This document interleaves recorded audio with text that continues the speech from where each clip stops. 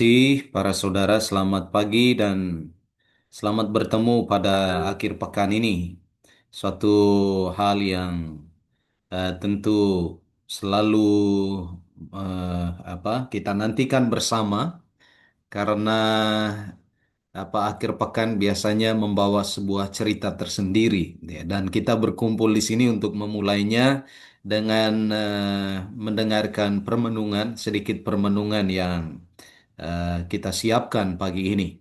Saya diminta untuk memberikan tema ini para saudara. Kebetulan Bu Regina itu kemarin WA, di mana pastor ini kita mau masuk bulan November ini ya.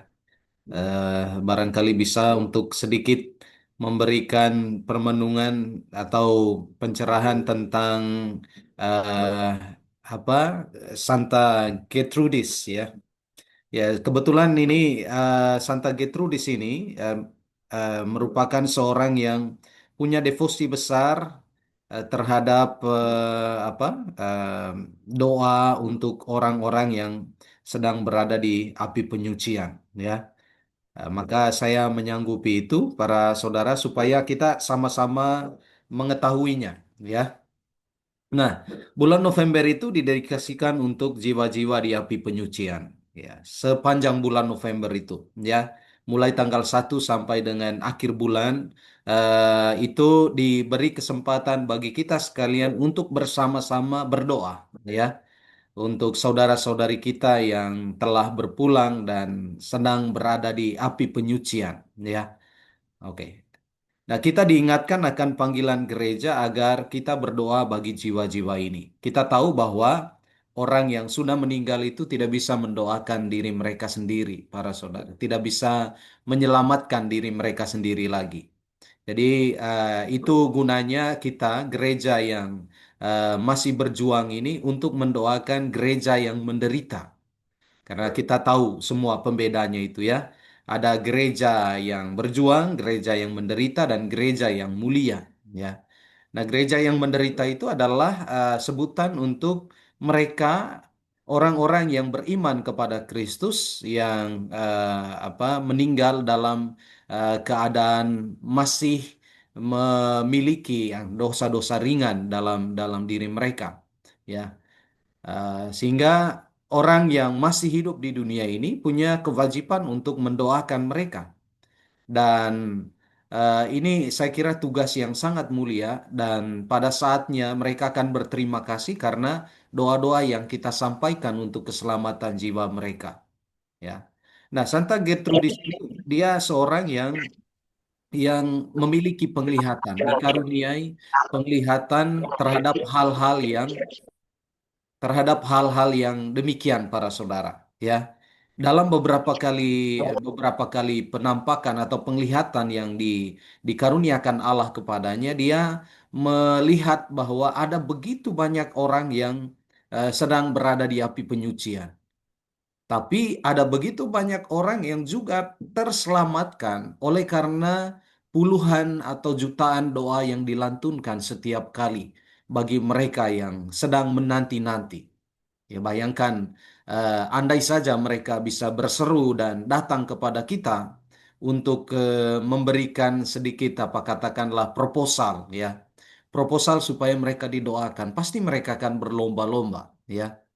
Berlomba-lomba untuk mendatangi kita dan memohon doakan, doakan ya.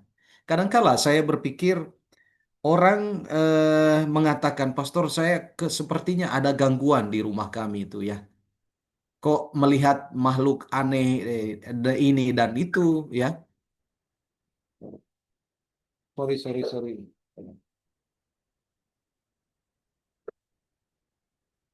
Oke. Ada makhluk aneh ya di rumah kami. Tapi jangan sampai itu merupakan apa arwah dari mereka yang memang belum belum diberi kesempatan untuk mengalami kehidupan kekal itu para saudara.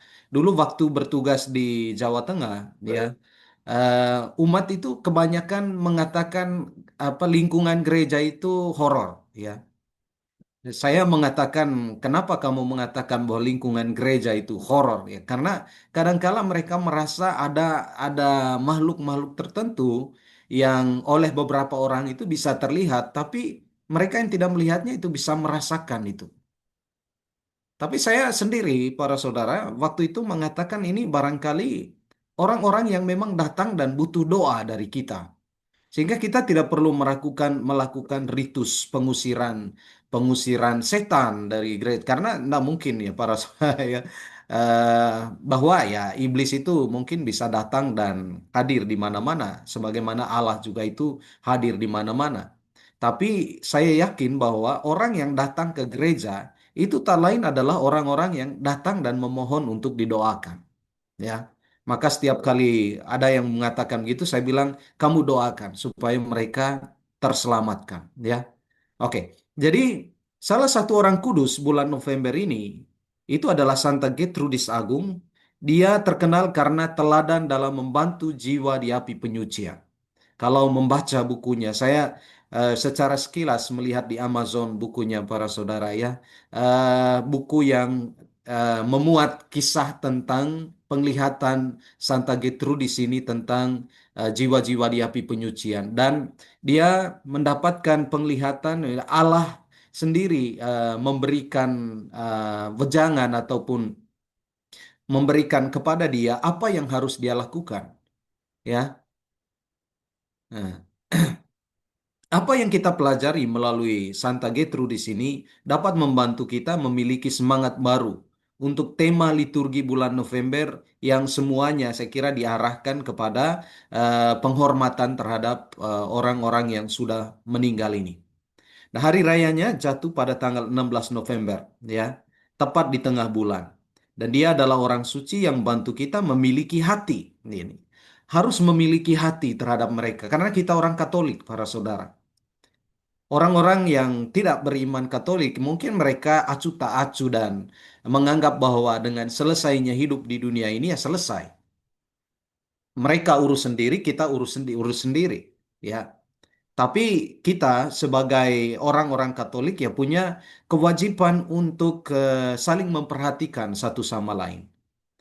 Hari ini kita mendoakan mereka, nantinya setelah kita berpulang dalam keadaan bahwa kita juga mungkin masih memiliki dosa-dosa ringan di dalam diri kita, kita juga akan didoakan. Itulah indahnya para saudara, bahwa hubungan kita itu tidak selesai hanya karena kematian itu, ya. Nah, jadi kita perlu memiliki hati ini. Saya mendorong umat itu setiap kali merayakan atau mendoakan orang yang sudah meninggal pada peringatan arwah ataupun pada saat orang yang pada hari di mana kita mau menguburkan orang mati. Saya selalu mengingatkan hai umat supaya mendoakan mereka. Doakan ya. Jangan pernah apa namanya itu lelah untuk mendoakan mereka ya. Nah, karena ini penting, kita harus punya hati untuk itu, ya. Nah, baik melalui devosi kita kepada hati kudus atau sepenuh hati kita yang dipersembahkan kepada mereka yang menderita di api penyucian. Kita memohon ini, ya. Nah, dan Santa Gertrudis ini dia punya devosi kepada hati kudus Yesus. Nanti kita lihat para saudara dalam caplet yang dia dia tawarkan kepada kita sekalian. Dia menyelipkan di dalamnya itu satu untayan doa yang sangat indah kepada hati kudus Yesus. Supaya hati kudus Yesus itu bermurah hati kepada kita yang masih berziarah di dunia ini, tapi bermurah hati juga untuk mengampuni dosa-dosa mereka yang sedang berada di api penyucian. Ya. Dan Santa Gertrudis secara khusus dikaitkan dengan doa yang kuat bagi jiwa-jiwa di api penyucian karena pengalaman mistiknya yang mendalam dan belas kasihnya yang mendalam bagi jiwa-jiwa yang menderita. Tidak tidak semua orang punya perhatian ke sini para saudara. Banyak orang kudus di dalam gereja, tapi apakah mereka punya perhatian terhadap orang-orang yang sudah berpulang ini di api penyucian ya? Nah, semasa hidupnya, dia menerima banyak penglihatan di mana Kristus mengungkapkan kepadanya penderitaan jiwa-jiwa di api penyucian. Dan tergerak oleh penglihatan ini, ia membaktikan dirinya untuk berdoa dengan sungguh-sungguh bagi jiwa-jiwa tersebut.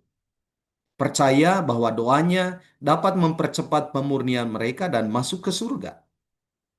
Dan ia percaya bahwa melalui rahmat Tuhan, jiwa-jiwa di api penyucian menjalani pemurnian untuk masuk surga, para saudara. Ya.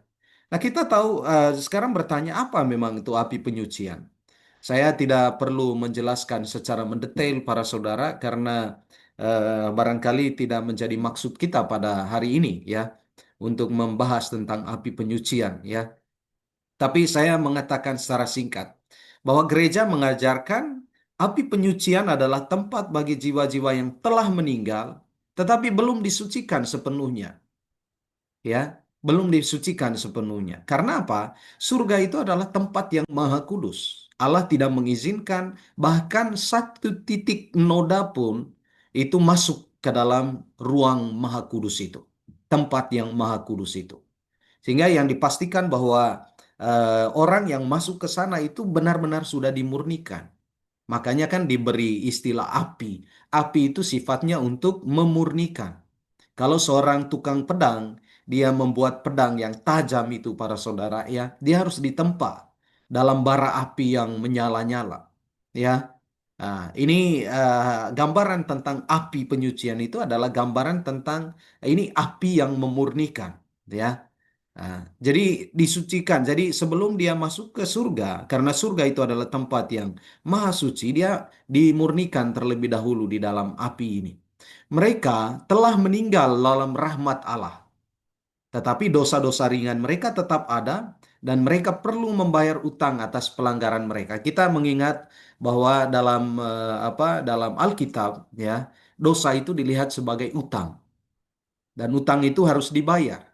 Bahwa Kristus telah membayar semuanya itu dengan mati di kayu salib bagi kita sekalian ya, kita memang telah menerima karunia itu. Tapi ingat bahwa dosa-dosa ringan itu masih menjadi bagian dari perjalanan hidup kita. Ada orang yang mungkin meninggal dalam keadaan berahmat.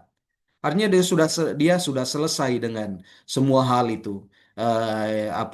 Dosa itu tidak lagi ada di dalam dirinya. Tapi ingat, ada orang yang sebenarnya belum siap untuk meninggal, para saudara. Belum siap dalam arti dia belum melakukan katakanlah pengakuan dosa, apa kadangkala dia dalam hidupnya itu melakukan ini dan itu dan tiba-tiba dia dipanggil Tuhan, ya kita tidak tahu. Nah, ya.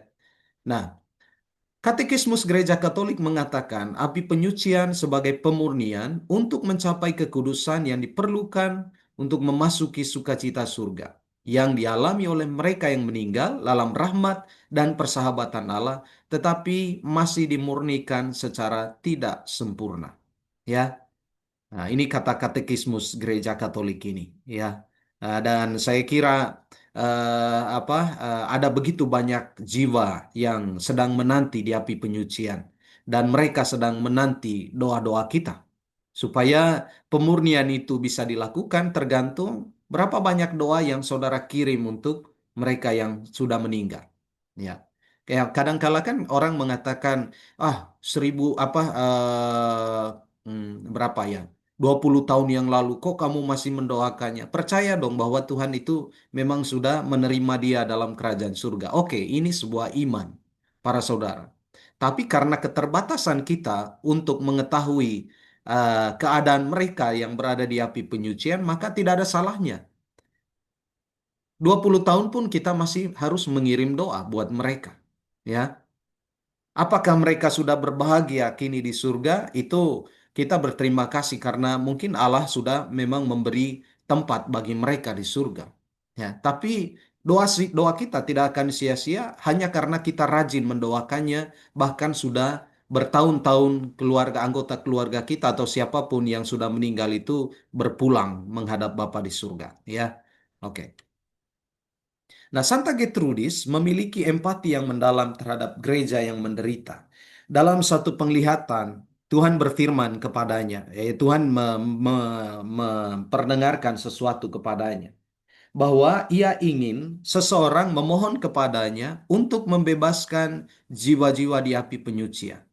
Kalau para saudara membaca buku ini ya, Herald of Divine Love itu ya, para saudara, di sana Gertrudis memberikan sebuah kesaksian bahwa ini ya, Allah menginginkan supaya kita mendoakan mereka, ya. Seperti seorang raja yang karena hukum keadilan harus memenjarakan temannya. Dan raja berharap seseorang akan memohon belas kasihan bagi temannya. Ya, harus ada seorang yang datang, misalnya seorang anak melakukan satu kesalahan. Anak itu harus dipenjara, dihukum para saudara, karena kesalahan yang dilakukannya. Saudara bayangkan seorang janda yang datang kepada Yesus dan katakan, izinkanlah nanti, bukan janda, ya, seorang perempuan yang datang kepadanya dan katakan, izinkan anakku nanti satu duduk di sebelah kiri, satu duduk di sebelah kanan. Ya, harus ada seorang yang punya kemampuan untuk itu, ya, dan kemauan untuk melakukan itu, datang dan memohon kepada si raja supaya anaknya ini dibebaskan, ya. Dan Yesus berkata dalam dalam bukunya para saudara ya, dalam buku apa, Santa Gertrudis ini, aku menerima dengan sukacita yang besar semua yang dipersembahkan kepadaku bagi jiwa-jiwa di api penyucian, karena aku rindu untuk dekat dengan mereka, uh, dengan mereka yang telah kubayar dengan harga yang begitu mahal. Ya, aku rindu untuk dekat dengan mereka, kata Tuhan Yesus. Ya, karena mereka telah kubayar dengan harga yang mahal, darahnya sendiri, tubuhnya sendiri. Kita sudah dibayar semuanya. Tapi kadangkala ya, karena kecenderungan kita jatuh ke dalam dosa, maka orang jatuh lagi ke dalam dosa-dosa ringan yang dilakukannya. Maka ini yang dimohon. Yesus mengatakan, aku sangat rindu untuk dekat dengan mereka yang telah kubayar dengan sangat mahal. Orang-orang yang sudah dibaptis dan dimeteraikan, ya, dengan tanda yang diterimanya sendiri dari Allah, ya. Allah punya kerinduan untuk itu para saudara, jangan lupa ya. Dan melalui doa-doa jiwamu yang penuh kasih, setiap kali engkau memanjatkan doa, aku terdorong untuk membebaskan tawanan dari api penyucian. Ya, ini kata-kata yang didengar oleh Santa Gertrudis ya dalam penglihatannya para saudara. Ya. Nah, jadi ini eh, apa menjadi tugas kita. Tuhan berjanji kepada Santa Gertrudis bahwa setiap kali doanya dipanjatkan dengan sungguh-sungguh, ia akan meringankan penderitaan 1.000 jiwa dan membebaskan mereka dari api penyucian serta menerima mereka di surga. Bayangkan doa yang kita ucapkan setiap kali perayaan Ekaristi itu. Ada dalam perayaan Ekaristi itu para saudara. Doa bagi keselamatan jiwa-jiwa di api penyucian. Doa untuk mereka yang telah berpulang. Ribuan orang yang berkumpul di dalam gereja pada saat setiap kali perayaan Ekaristi itu dirayakan. Pada saat itu juga pembebasan bagi mereka itu, keringanan bagi orang-orang yang sudah meninggal dan masih berada di api penyucian itu diberikan. Sehingga benar, para saudara, hubungan itu tidak terputuskan. Ya, nah, saudara rajin datang dan membawa intensi untuk mendoakan orang yang sudah meninggal. Betapa bersyukurnya orang yang saudara doakan itu. Kadangkala ada umat yang para saudara ya. Setiap minggu kok nama itu terus ya. Kadangkala ya saya menghadapi ada umat yang bahkan setiap hari Minggu datang dan membawa intensi nama yang sama yang didoakan. Kadang yang datang bukan si ibunya tapi anaknya, ya. Kadang juga si ibu itu bukan hanya datang membawa ke paroki, tapi membawanya ke paroki-paroki lain. Mengirim apa nama itu ke pastor-pastor yang lain melalui WA, gitu ya. Betapa rajinnya si ibu itu. Tapi betapa juga dia yakin bahwa doa-doa ini akan membebaskan ini, ya, orang yang didoakannya itu dari siksaan apa api, para saudara, ya. Nah, oke, dalam rangkaian doa ini, doa Santa Gertrudis dipanjatkan sebanyak 50 kali. Artinya, 50.000 jiwa akan dibebaskan dari api penyucian setiap kali kita mendoakan rangkaian doa ini.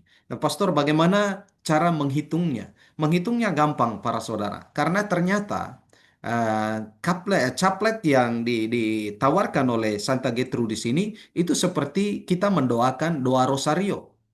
Sarananya juga itu adalah doa rosario. Ini dia ya. Ini capletnya para saudara. Ya, ada apa?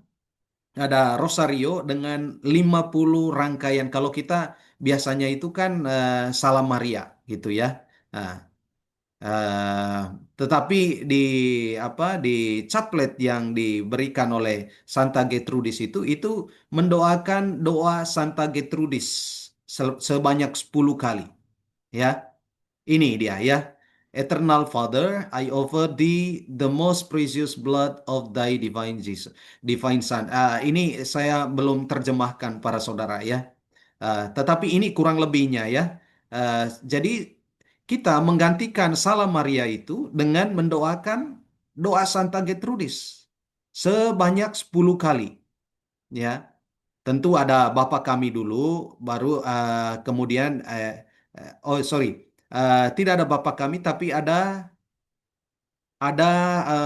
menggantikan Salam Maria itu doa Santa Gertrudis sebanyak 10 kali. Dan di akhir dari 10 kali 10 kali doa Santa Gertrudis itu dipanjatkanlah doa kepada hati kudus Yesus dan juga hati Maria yang tak bernoda. Ya. Misalnya kan setelah saya mendaraskan 10 kali doa Santa Gertrudis ini, dilanjutkan doa hati kudus Yesus ini, lalu kemudian doa pada hati tak bernoda Santa Perawan Maria, baru dilanjutkan dengan 10 yang berikutnya. Lalu ditutup dengan doa Santa Gertrudis dan doa Maria yang tak bernoda sampai selesai 50 doa kepada doa melalui Santa Gertrudis itu. Ya, ini para saudara, ya. Kalau mau ini pasti akan sangat menarik para saudara.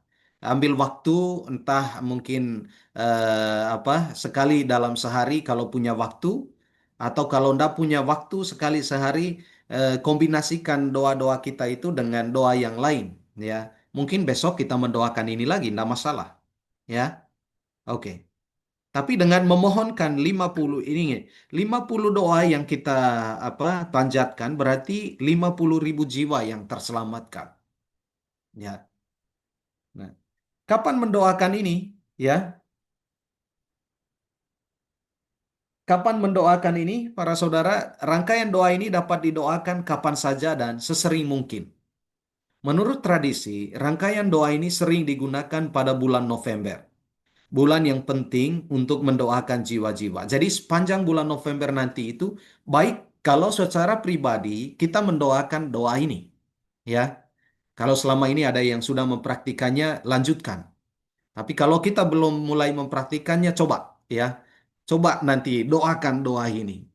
Saya berharap setelah mendoakan ini, saudara akan tertidur dan kemudian dalam mimpi ada yang datang dan mengucapkan terima kasih tentang ini. Tapi itu bukan suatu hal yang bukan menjadi tujuan kita dalam mendoakan ini, para saudara. Ya, nah, nah, bisa mendoakannya itu di gereja, di makam, atau dikombinasikan dengan misa untuk jiwa-jiwa umat beriman pada 2 November. Dan juga dapat didoakan pada perayaan Santa Gertrudis tanggal 16 November. Kalau saudara tidak punya waktu, paling tidak tanggal 16 November atau tanggal 2 November, doakan ini ya, caplet Santa Gertrudis ini. Ya, untuk keselamatan jiwa-jiwa di api penyucian. Saya kira para saudara itu saja untuk hari ini. Selamat mendoakan doa yang sangat berguna ini bagi saudara-saudari kita yang berada di api penyucian supaya setelah kita mendoakan mereka, mereka terselamatkan dan kita juga pada saatnya nanti akan mendapatkan rahmat oleh karena mendoakan mereka ini. Kita sekarang memohon doa untuk kita dan untuk saudara-saudari kita yang telah berpulang. Tuhan beserta kita sekarang dan selama-lamanya. Ya Allah Bapa kami memohon agar Engkau mencurahkan rahmat dan kesanggupan bagi kami semua. Untuk juga memperhatikan kesejahteraan saudara-saudari kami yang berada di api penyucian. Agar doa-doa kami yang kami lantunkan ke hadapan-Mu berguna bagi keselamatan jiwa-jiwa mereka. Dan pada bulan November nanti, biarkanlah seluruh perhatian kami terarah untuk mendoakan saudara-saudari kami yang telah berpulang ini.